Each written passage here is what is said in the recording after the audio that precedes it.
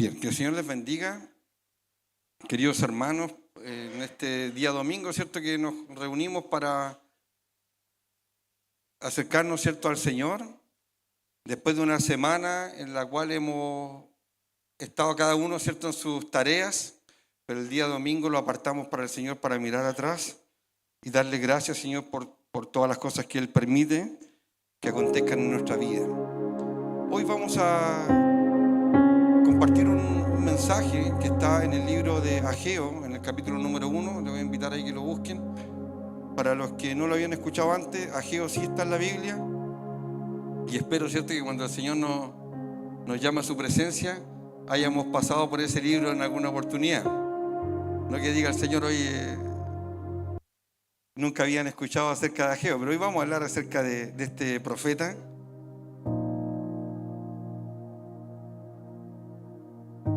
Capítulo 3, Ageo capítulo 3. Ya no, está bien. Tiene 2 capítulos nomás el libro. Es un libro cortito. Vamos al capítulo 1.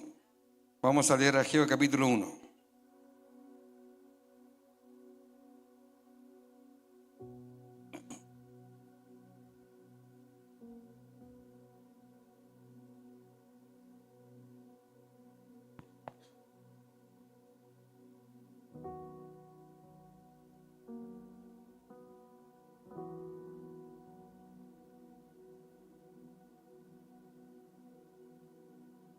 Vamos al capítulo 1 de Ageo. Voy a dar lectura, ¿cierto?, a la palabra del Señor. Dice: en el año segundo del rey Darío, en el mes sexto, en el primer día del mes, vino palabra de Jehová por medio del profeta Ageo a Zorobabel, hijo de Salatiel, gobernador de Judá, y a Josué, hijo de Josadac, sumo sacerdote, diciendo: así ha hablado Jehová de los ejércitos, diciendo: este pueblo dice, no ha llegado aún el tiempo en que la casa de Jehová sea reedificada.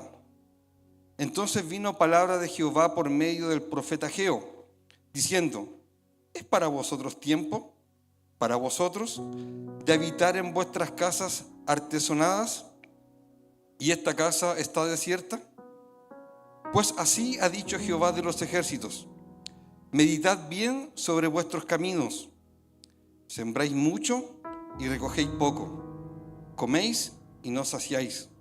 Bebéis y no quedáis satisfechos. Os vestís y no os calentáis. Y el que trabaja a jornal recibe su jornal en saco vacío. Así ha dicho Jehová de los ejércitos: meditad sobre vuestros caminos. Subid al monte y traed madera y reedificad la casa. Y pondré en ella mi voluntad y seré glorificado, ha dicho Jehová. Buscáis mucho y halláis poco, y encerráis en casa y yo lo disiparé en un soplo. ¿Por qué?, dice Jehová de los ejércitos: por cuanto mi casa está desierta y cada uno de vosotros corre a su propia casa. Por eso se detuvo de los cielos sobre vosotros la lluvia, y la tierra estuvo sin frutos. Y llamé la sequía sobre esta tierra, y sobre los montes, sobre el trigo, sobre el vino, sobre el aceite, sobre todo lo que la tierra produce, sobre los hombres y sobre las bestias y sobre todo trabajo de manos. Y oyó Zorobabel, hijo de Salatiel, y Josué, hijo de Josadac, sumo sacerdote, y todo el resto del pueblo, la voz de Jehová su Dios, y las palabras del profeta Ageo, como le había enviado Jehová su Dios, y temió el pueblo delante de Jehová. Entonces Ageo, enviado de Jehová, habló por mandato de Jehová al pueblo, diciendo: yo estoy con vosotros, dice Jehová. Y despertó Jehová el espíritu de Zorobabel, hijo de Salatiel, gobernador de Judá, y el espíritu de Josué, hijo de Josadac, sumo sacerdote, y el espíritu de todo el resto del pueblo, y vinieron y trabajaron en la casa de Jehová de los ejércitos su Dios, y en el día 24 del mes sexto, el segundo año del rey Darío. Amén. Oremos. Señor, te damos gracias por poder escuchar tu voz. escuchar tu palabra.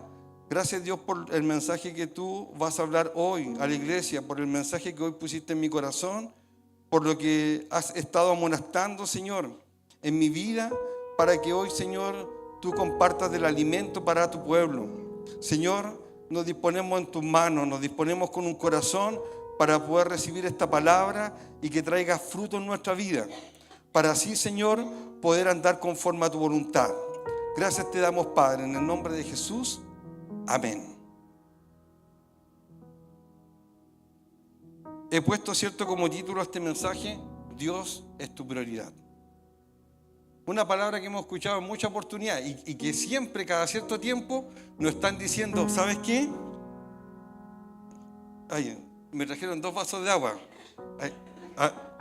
¿Alguien me vio en algún carrete anoche? Bien, no se lo... Alguien estaba dateado que andaba en algún carrete. No, mentira. Dios es nuestra prioridad. Un mensaje que siempre estamos escuchando, ¿cierto? Que alguien nos repite cuando estamos, ¿cierto?, en nuestros ministerios. Siempre decimos, bueno, que Dios sea tu prioridad y que el resto pase a un segundo plano. El año 2023 estaba leyendo un artículo de la ONU, de la Organización de las Naciones Unidas, que decía que desde esa fecha en adelante ha existido en los países desarrollados un alto índice de ansiedad. ¿Producto de qué? Producto de las preocupaciones. Nosotros también como país, desde un tiempo a esta parte, hemos tenido grandes cambios sociales. Antiguamente, cuando no existía el celular, pues andábamos en la calle jugando con nuestros amigos, no nos preocupábamos. En la tele veíamos lo que había disponible, en la televisión abierta, veíamos los monitos y aprovechábamos, ¿cierto?, ese bloque y después salíamos a jugar con nuestros amigos. Y sociabilizábamos de una forma directa. Los tiempos han cambiado, nos hemos transformado, ¿cierto?, en un país más productivo, ¿cierto?, donde nos miran otros países como un país, podríamos decir, casi desarrollado, pero eso también ha traído tremendos problemas. Y entre eso, también estamos sufriendo de ansiedad. Y bueno, este estudio lo que decía era que este ritmo vertiginoso, esta sociedad que va en constante cambio, que quiere ser un país más productivo, con más oportunidades, comienza a tener estos problemas colaterales que tienen que ver con la depresión, la ansiedad, ¿cierto? En donde cuando nos preguntan, ¿somos un país feliz? Chile aparece dentro de los países que tiene menos índices de felicidad. ¿Y eso es por qué? Porque comenzamos a ver que otro tiene algo que yo no tengo. ¿Por qué? Porque nos esforzamos, queremos lograr cosas y no las obtenemos. Y eso es un concepto totalmente distinto a lo que nos muestra el Evangelio, lo que nos muestra la palabra de Dios. Hay un texto que dice que el perfecto amor echa fuera el temor. Lo que quiere decir es que en nosotros no puede existir temor de lo que va a suceder mañana. ¿Por qué? Porque tenemos la seguridad en Cristo. Tenemos la seguridad en el Señor. ¿Qué estaba pasando en este capítulo 1 del libro de Ageo? Era que el pueblo de Israel estaba volviendo del cautiverio en Babilonia. Estamos hablando en el año 520 aproximadamente antes de Cristo. Y estaban comenzando a volver los primeros líderes a Jerusalén, después de que Babilonia los tomó. ¿Y qué es lo que había hecho el imperio babilónico? Había destruido el templo, lo había profanado. Y una de las tareas principales y fundamentales que tenía este grupo de hermanos, ¿cierto?, que muestra a Zorobabel, que era como el gobernador, el líder político, a Ageo como profeta y a Josué, Josías, como el sumo sacerdote. ¿Ya? Habían 3 figuras fundamentales que hoy en día también lo vemos en estos tiempos, ¿cierto? La iglesia en este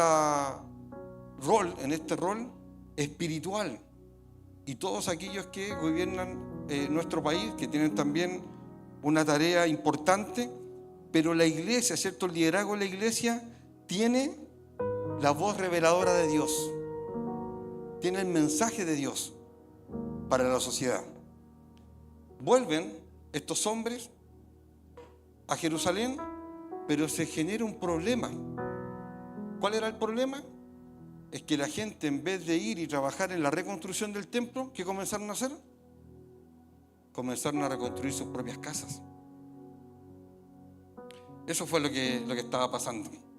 Y es por eso que Dios se tiene que revelar a través de Ageo para entregarle un mensaje a este pueblo, que algo no estaba bien, las prioridades no estaban bien, estaban, ¿cierto?, en el camino equivocado. El versículo 2 dice: así ha hablado, ¿cierto?, Jehová de los ejércitos, diciendo: este pueblo dice, no ha llegado aún el tiempo en que la casa de Jehová sea reedificada. ¿Qué es lo que nos dice este texto? Es que siempre tenemos una justificación. Siempre decimos, es que no es el tiempo para tomar desafíos con Dios. Es en otra época, es en otro momento. Siempre hay pero, ¿cierto? Y a veces decimos, oye, no, a lo mejor cuando me jubile voy a tener todo el tiempo para hacerlo. Aira siempre me dice, cuando nos jubilemos, nos gustaría ir a trabajar a otros lugares con otras iglesias para apoyarla. A lo mejor ni siquiera voy a llegar a los 65 años. A lo mejor ni siquiera voy a poder gozar de esos años que no hemos planificado y hemos pensado en nuestra vejez. ¿Por qué? Porque el tiempo es hoy. El tiempo es hoy. No mañana, el día de mañana no lo sabemos, no lo conocemos. Cuando estaba Jesús en la cruz, uno de los hombres que mostró una actitud de arrepentimiento frente al maestro le dice, bueno, acuérdate de mí cuando estés en el paraíso. ¿Qué es lo que le dice Jesús? Ciertamente hoy estarás conmigo en el paraíso. Es hoy, no mañana. El día de mañana no lo sabemos. Pero siempre, tal como lo estaba haciendo el pueblo, hay una excusa. No, aún no es el tiempo. Es mañana, una vez que nosotros terminemos de levantar nuestras propias casas, una vez que tengamos todo amoblado, una vez que a lo mejor volvamos a nuestras labores, ahí nos vamos a acordar del Señor. Ahí nos vamos a acordar de la casa de Dios. Y estamos pensando en nosotros, y esas justificaciones tienen que ver con nuestros propios planes. Cuando termine de estudiar, cuando consiga el trabajo apropiado, cuando tenga las comodidades para poder hacerlo, ahí te voy a servir. Y es al revés. El otro día me decía uno de los jóvenes, por el auto que compramos esta semana con la familia, oye, ¿y esa tremenda máquina de quién es? Y le digo yo, anda el hermano Alexi en ese autito. Pero el hermano Alexi llegó a pie. Llegó a pie en la iglesia, como dice el hermano Gabriel. Ni siquiera en bicicleta, llegaba a pies. Y a través del tiempo, el Señor te va mostrando que cuando tú pones a disposición todo lo que tienes, cuando lo pones en el primer lugar, Dios te comienza a bendecir. Pero no es de un día.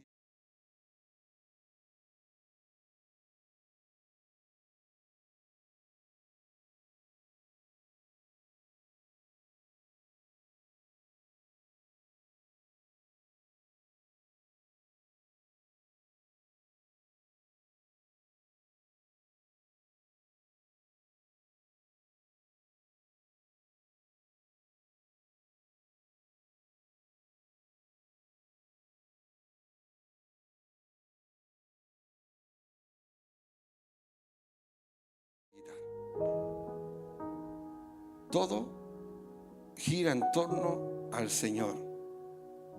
Me fuiste fiel en lo poco, te voy a poner en lo mucho. Entonces, el pueblo tenía trastocada esa prioridad. Se enfocaron en sus propias cosas. Bueno, dice el relato que Dios se revela en el verso 3 a través del profeta Ageo. Para vosotros no es tiempo, pero sí es tiempo de trabajar en sus propias casas, ¿cierto? De habitar en sus casas artesonadas. y la casa de Jehová está desierta. O sea, la casa de Dios, ¿qué representaba? El lugar donde Dios se habitaba, ¿cierto? Donde se manifestaba la presencia de Dios.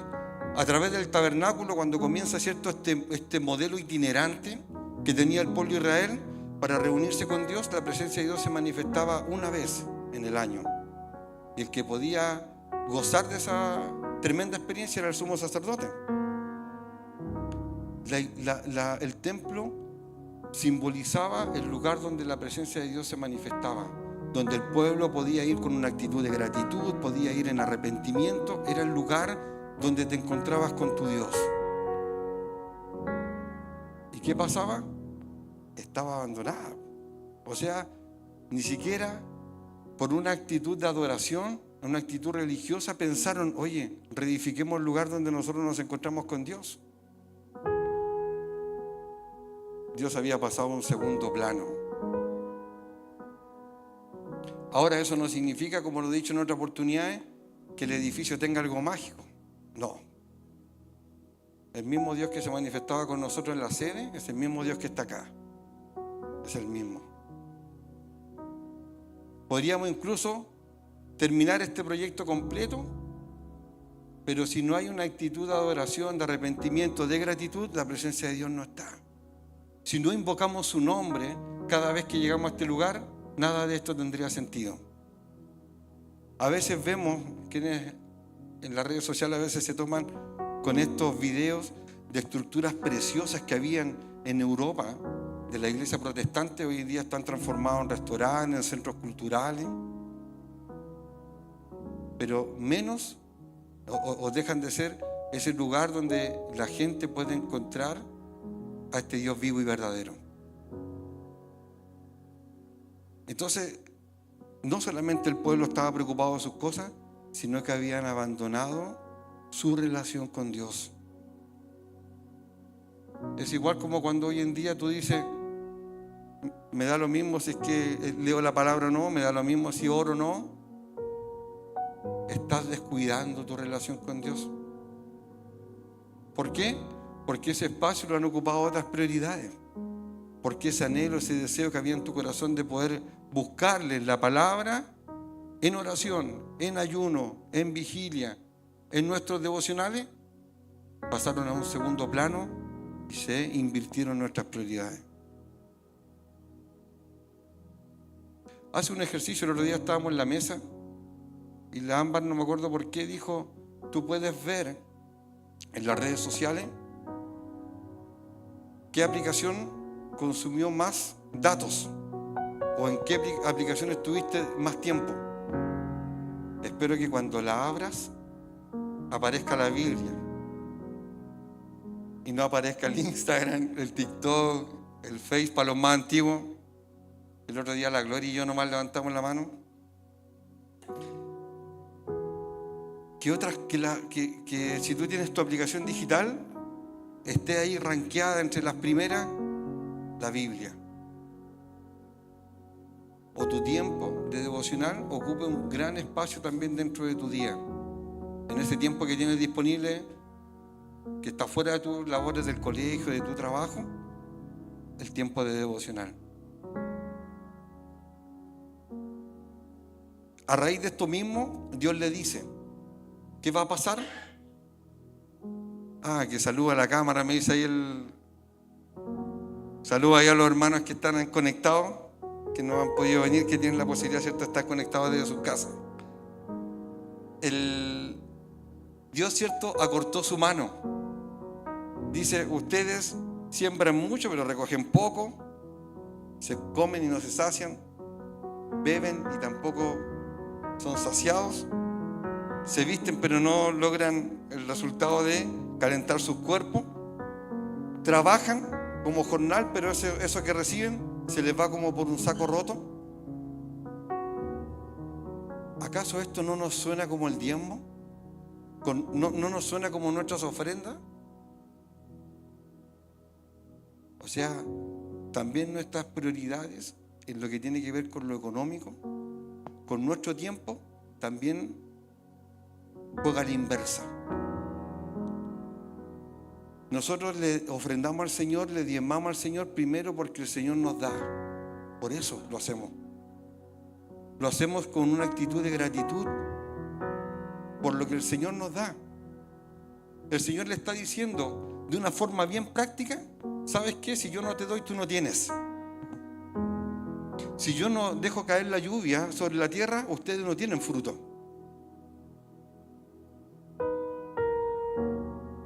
Por eso debemos de tener un compromiso con todo lo que tenemos. Y eso también tiene que ver con nuestros dineros, con lo que percibimos de nuestro trabajo. ¿Para qué? Para retribuirle al Señor por lo mucho que Él nos da. A veces se genera esta discusión: oye, el diezmo es de este tiempo, ¿no? ¿Cómo debe ser la ofrenda, no? Da como Dios propuso en tu corazón. Y a veces cuando el Señor nos dice: oye, da más de lo que has dado, ahí lo cuestionamos. Ahí lo cuestionamos. ¿Por qué? Porque encasillamos a Dios en un aspecto. Pero si nosotros somos generosos con la obra del Señor en todo, no solamente en nuestro diezmo, en nuestras ofrendas, en todo lo que tienes, Dios te va a multiplicar y va a sobreabundar. ¿Por qué? Porque el Señor está o es nuestra prioridad en todo. Pruébame, ¿acaso? Pruébame si no crees que yo soy Dios.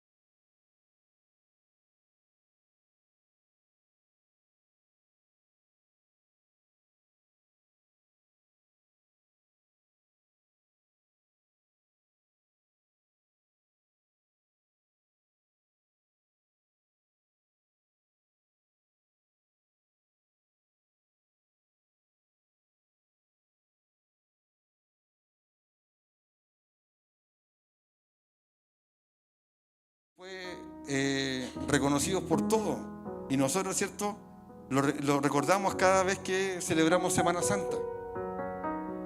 No se quedó solamente con que yo les amo como un acto verbal, sino que como un mensaje práctico. Estuvo dispuesto a entregar su propia vida. Dios le estaba pidiendo al pueblo que no solamente se quedaran con la inquietud, con el llamado, con el mensaje que Él les dijo. Hagan un cambio hoy. Que no quede solamente el lamento. El arrepentimiento no son las lágrimas, como decía un pastor, es el cambio de vida. Tenemos que accionar. Dios te está inquietando a ti en cualquier área. Dios te está amonestando, Dios te está llamando, Dios tiene un desafío para ti. ¿Qué es lo que tienes que hacer? Accionar, hacer un cambio. Y ese cambio significa dejar a Dios en el primer lugar.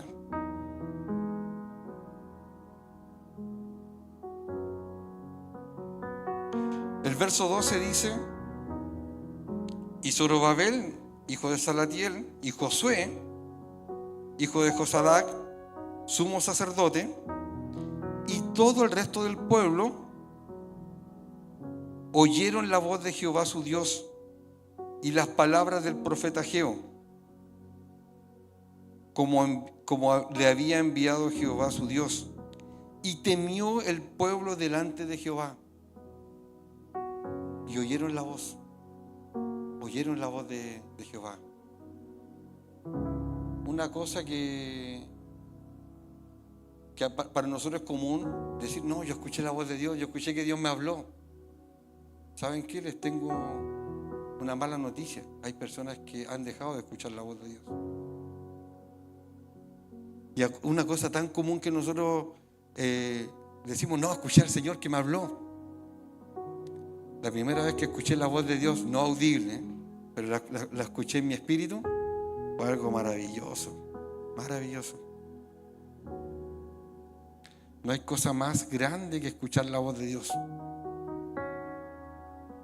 ¿Te gustaría dejar de escucharla? No, ¿cierto? Porque el día en que dejas de escucharla te comienzas a secar espiritualmente. Comienzas a perder el rumbo, comienzas a equivocarte, ¿cierto? Comienzas a tomar el camino ancho que lleva ¿a dónde? A la perdición.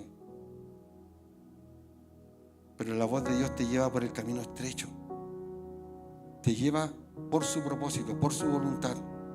¿Es difícil? Pero es la mejor decisión. Comenzaron a escuchar la voz de Dios, ¿y qué pasó con ellos? ¿Qué les provocó? Temor.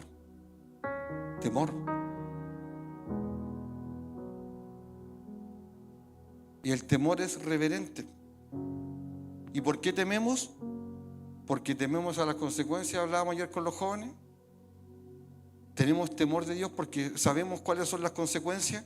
Y no es porque Dios le guste infundirnos temor, sino porque Dios juega a esta historia de una forma sincera. Ninguna de las cosas que nos acontecen, Dios no las advirtió antes. Siempre te advirtió las cosas que iban a suceder.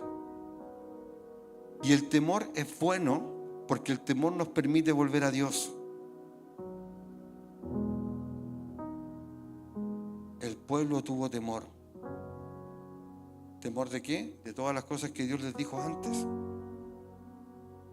Quieren que corte la lluvia, quieren pasar necesidad, quieren vivir las consecuencias de tenerme a mí en un segundo lugar. Y el pueblo comenzó a tener temor. Pero el temor te permite volverte a Dios y encauzarte en el propósito. Porque si no tuviéramos temor, haríamos el pecado deliberadamente. Si tú estás haciendo el pecado deliberadamente y no hay temor, te tengo una mala noticia: estás lejos de Dios. Estás lejos de Él. El día en que consumas el pecado, concretes el pecado y no sientas temor, no sientas arrepentimiento, te tengo una mala noticia: estás en el camino equivocado, estás lejos de Dios. Esa llama se está apagando completamente. Por eso es importante que tengamos temor de Dios, que no nos dé lo mismo hacer el pecado, que no nos dé lo mismo hacer lo malo delante de los ojos de Dios, en no hacer su voluntad. El temor nos permite, ¿cierto?, volvernos a Dios y hacer un cambio.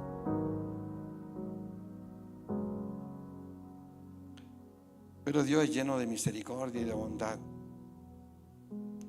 Dice el verso 13: Entonces Ageo, enviado de Jehová, habló por mandato de Jehová al pueblo diciendo: yo estoy con vosotros. O sea, a pesar de todo, Dios estaba con ellos. A pesar de todo, a pesar el otro día hablábamos en el estudio bíblico, Dios no nos dice que lleguemos a Él como sea, que Él nos ama así como somos, con todos nuestros defectos, así como venimos al Señor, Dios nos ama igual. Esa es una frase que está equivocada. Dios nos ama a pesar de lo que somos. Porque Dios te dice que cuando tú llegas a Él, tienes que hacer los cambios. Dios, no sé, a mí me lo dijo, no sé si a ustedes les dijo lo mismo. Alexis, tienes que hacer un cambio en tu vida. Así como vienes, no es suficiente. Tienes que hacer los cambios en tu vida. Pero yo te amo a pesar de lo que eres. A pesar de cómo vienes en esa condición de pecado, a pesar de lo roto que vienes, a mí, yo te amo igual. Pero te quiero ver accionando. Te quiero ver haciendo cambios. Todos los días el Señor nos desafía a algo. Y tú sabes qué es lo que Dios quiere de ti. ¿Qué cambios quiere el Señor hacer en tu vida? El Señor está dispuesto, Él puso su 100%, ahora falta tu parte. Falta tu parte. El momento que tú pones tu parte, te transformas en dinamita. Tal como decía el Señor, lo que está en ustedes es poder. El Espíritu Santo, lo que está en ustedes es poder. Entonces, el mensaje es claro. ¿Tienes a Dios en tu primer lugar? ¿Dios es para ti el primer lugar? ¿O son otras cosas?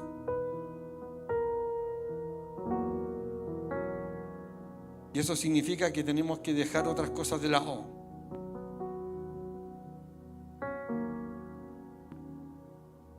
El día que la Gloria de Dios nos da un mensaje en el grupo Alabanza, una arenga respecto al compromiso con Dios, respecto a la excelencia. Y no es que lo escuché ayer por primera vez, cada cierto tiempo lo escucho. ¿Por qué? Porque el Señor no cambia, su palabra no cambia, y el Señor siempre te está amonestando donde está tu necesidad, donde Dios quiere algo que tú cambies, algo que impide que ese propósito se desarrolle completamente. Hay algo, hay una piedra, hay una obstrucción ahí en el camino, y eso lo tienes que sacar tú, para que el poder de Dios se manifieste en tu vida y cumplas el propósito que Dios tiene para ti. Te invito a que el Señor sea el primer lugar en tu vida, en todo lo que hagas, en tu familia, en el lugar de trabajo, en los estudios, en los desafíos que Dios ha puesto aquí dentro de la iglesia. Dios te está llamando, a lo mejor Dios te está inquietando, y lo que tiene que haber en nosotros es disponibilidad para servirle. Heme aquí, Señor, aquí estoy yo, cuenta conmigo. Tú ocupas el primer lugar en mi vida, y ahí vas a comenzar a ver, como dice el pasaje, busca primeramente el reino de Dios y el resto va a ser por añadidura. Que el temor no te congele. A veces tenemos temor de las cosas que están sucediendo a mi alrededor. A lo mejor estoy sin trabajo, a lo mejor estoy pasando por una enfermedad, a lo mejor estoy pasando con un problema con otro, a lo mejor cuando las cosas estaban tranquilas algo se salió de control, pero el Señor está en control siempre, todo el tiempo.